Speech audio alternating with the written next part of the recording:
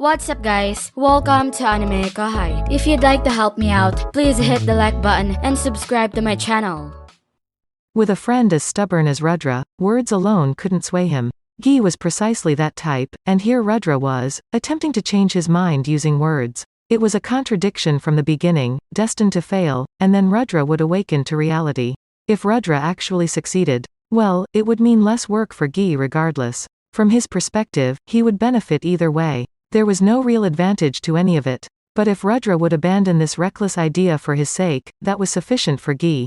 So my ambitions are merely a game to you? Rudra asked, laughing. Then he carefully explained the rules of the game he proposed. They were quite straightforward. The players wouldn't directly engage with each other but instead let their subordinates fight. Guy and Rudra wouldn't have a direct confrontation. If all of Guy's allies were defeated, Rudra would emerge as the victor, and Guy would have to serve him. However, until that moment arrived, Guy had the freedom to do as he pleased, including keeping his promise to Veldanava and serving as the arbitrator. While Guy had very few limitations, Rudra still believed he had a decent advantage. The original role of a hero was to prevent a demon lord, the primary threat and enemy of humanity, from wreaking havoc. Guy was a composed and strategic thinker, but his power was almost overwhelming. With a single move from him, the devastation would be immense. Rudra had stayed by his side to prevent that, but that alone wouldn't make his dream a reality. If Rudra wanted to embark on his mission to conquer the world, he needed to ensure that Guy wouldn't act against him. But Guy could understand this quite well.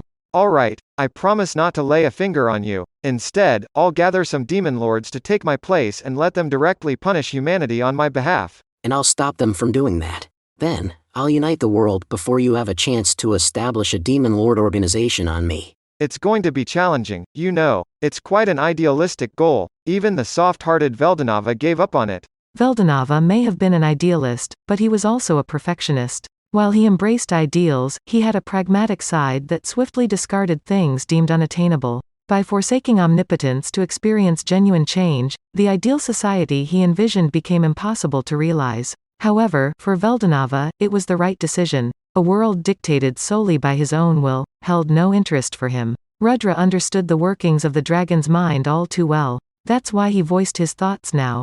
But still, I want to put his mind at ease. He has a limited lifespan now. He possesses no more power than an ordinary human. He was overjoyed at the idea of dying together with Lucia.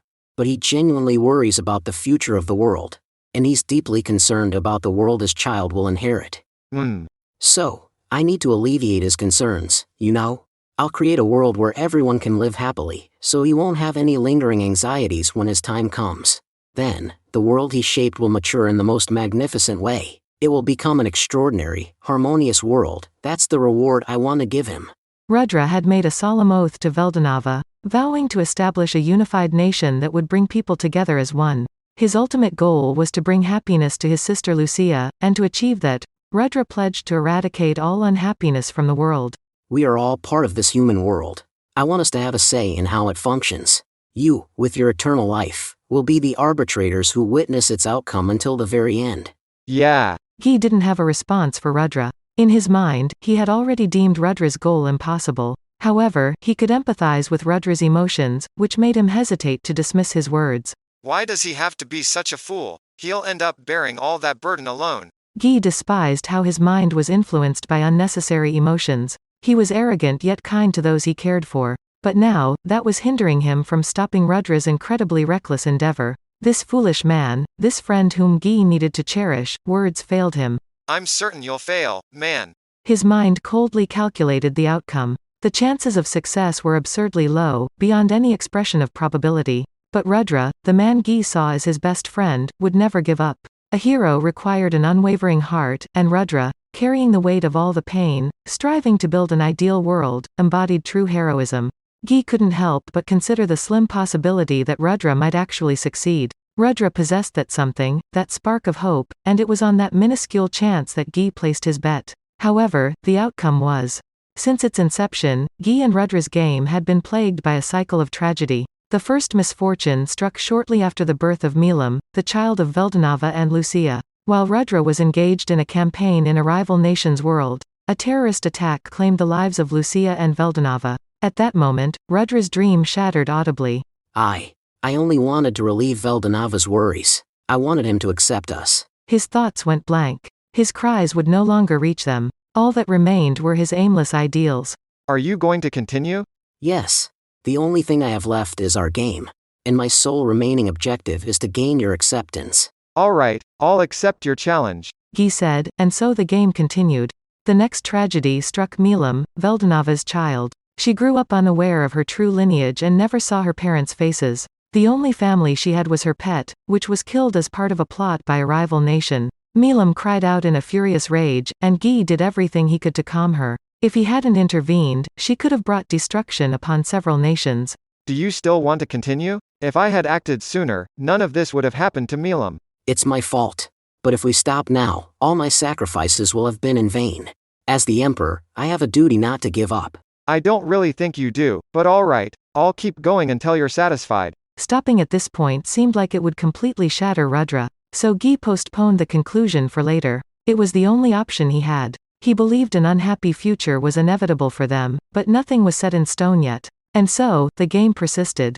Hardships continued to befall them, exposing the ugliness of the human world. Rudra persisted as a saint driven by his heartfelt ideals and unwavering determination. However, even that had its limits. Somewhere along the way, Rudra's mind became tainted, losing sight of his initial ideals. Perhaps it was the fate of those who lost their way, but now he was willing to do anything to defeat Guy. He became cold and ruthless, with defeating Guy as his sole focus, resulting in more bloodshed than ever before. It played out exactly as Guy had anticipated. Finally, the day arrived.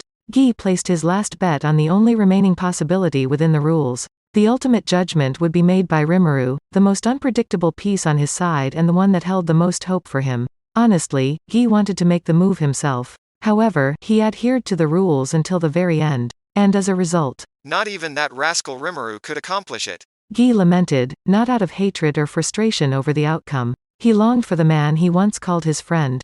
Didn't I tell you, you idiot? It was in our hands. Demons. Beings whose emotions would never falter like that. As he whispered those words to himself, Guy failed to notice the teardrop trickling down his cheek. He remained seated, silently praying for Rudra's ultimate peace.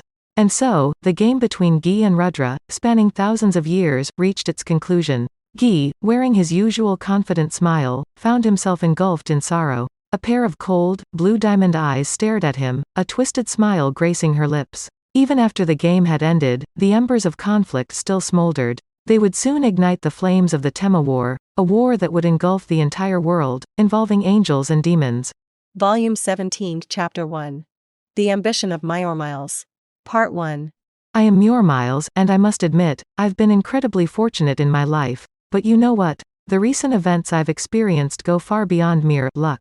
Looking back, I realize that my fortune became unshakable the moment I accepted Sir Rimuru's invitation. Sir Rimuru, in essence, is my boss, but he is so much more than a distant master I serve. He is the leader of the Jura Tempest Federation, essentially its king. And to top it off, he is a demon lord. I'm not joking, I mean it. Since the day I met Sir Rimuru, I instinctively knew not to underestimate him. Even now, I regard him as a godlike figure, and from what I've heard, he possesses incredible strength beyond my wildest imagination. Just think about it, he once saved me by defeating a sky dragon, a creature capable of obliterating entire cities or even overthrowing small nations. That act alone makes him a hero and someone to whom I owe almost everything. But not long after that, I discovered he had joined the Octagram. I was genuinely dumbfounded. And that's not all. He is close friends with Lady Milam, a demon lord of legendary status, the kind you would only hear about in myths or fairy tales. He even managed to recruit Sir Veldora, one of the 4 true dragons in the world, to his side. Frankly, I'm so overwhelmed by all these surprises that whenever I hear something new about him, I can only manage a casual, "Oh, neat." But enough about Sir Rimuru, let's focus on the matter at hand.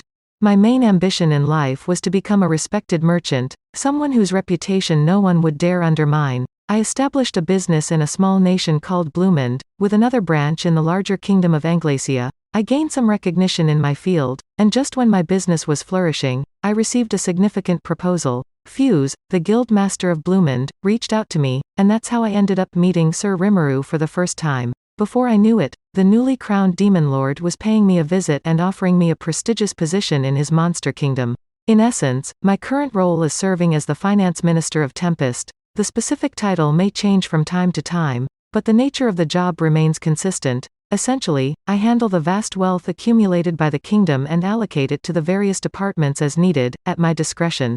Back when I was a merchant, a portion of the sales from my multiple businesses would come back to me as compensation. From that, I would deduct expenses such as investment purchases and labor costs, and allocate the remaining funds to cover my operating expenses. It was challenging, but what I do now presents a different kind of challenge. The amounts of money I deal with are, well, immense. In the past, my gross salary was a mere drop in the bucket, or rather, a drop in the ocean. Now, I'll be honest and not hide it. I receive a monthly salary of 50 gold coins, after taxes, and that doesn't even include bonuses, stipends, and additional allowances to cover my housing costs. As if that weren't enough, the kingdom also provides me with personnel from Tempest's job training center to work as maids at my home, and they largely cover the maintenance expenses. It's an unprecedented arrangement, one that left me almost speechless when it was offered to me. Of course, I still take care of the people who joined me from my previous office in Bloomend, but most of them continue to work under my supervision, and their salaries are also covered by the Tempest government. The only individuals I directly employ are Bid and the staff I hired to take care of my house, and 20 gold coins are sufficient to cover their expenses. But that's not even the most surprising part. You see, I'm not solely reliant on a single income source. I have other passive income streams as well.